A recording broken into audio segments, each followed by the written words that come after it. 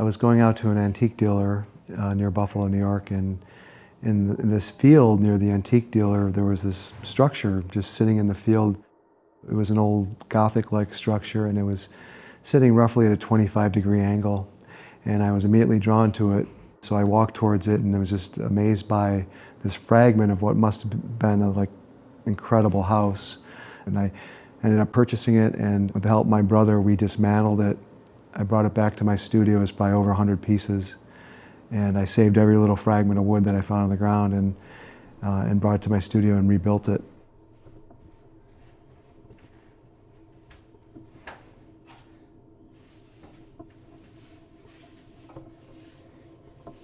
But it had, strangely enough, had this openings below it because it was tipped on its side partially.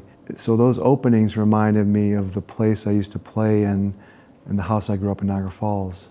I used to play under the front porch. And so the openings on this facade I found were very similar to the openings I would enter into under the porch of my house growing up.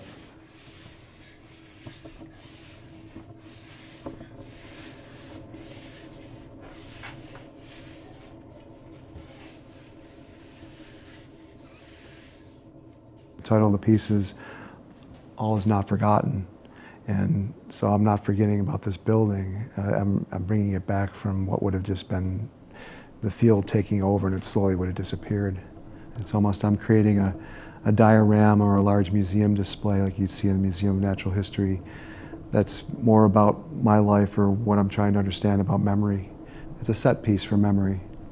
But I think people will draw their own conclusions and have their own understanding of what I'm doing.